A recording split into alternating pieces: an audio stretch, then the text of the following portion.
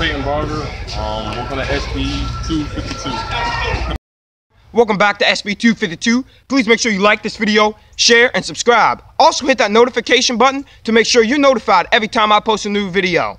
Now, you say, Kurt, I didn't see today's video earlier today. Go check it out. That's why I'm still wearing this Jaguars hat. We talked about them. But I don't want to infest the Jaguars into this video, so let's not talk about them right now.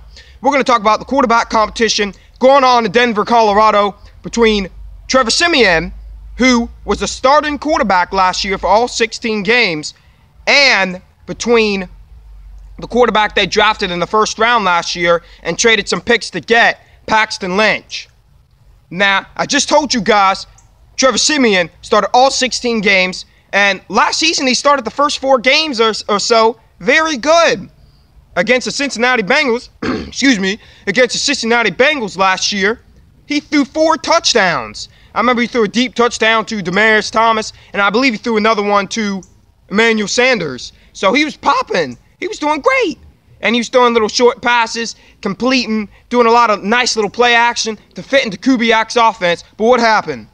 What happened to Trevor Siemian last year, Broncos fans? Let me tell you what happened. When you start a few games in the NFL, the whole league, it's as if they write a whole playbook about you. They figure you out. They figure out where you sleep. They figure out where you live. They figure out what you're doing. They figure out how you throw. They figure out everything about you in the NFL if you have just a slight amount of success. It's kind of like Cam Newton. He took the league by storm, and he went to the Super Bowl. And the rest of the league's like, who's this guy that just took the league by storm and went to the Super Bowl? We're going to figure out who he is. We're going to figure out how we're going to beat him and how we're going to defeat him. And that's exactly what happened to Trevor Siemian after having success after a few games. They figure out he's just another basic quarterback. He's not that good.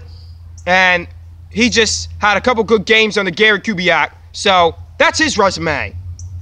On the other hand, the Broncos don't have much of a choice because on the other hand, Paxton Lynch, he doesn't have much of a resume either. He's not fit for the mold. He's a big guy, but that's about it. He can't really throw the ball. I remember one time last year he did start a game because Trevor Siemian was hurt.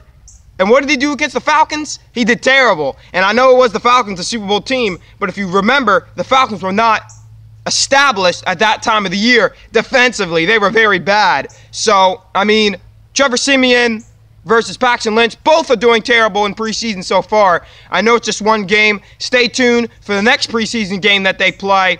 And this team is a Super Bowl team.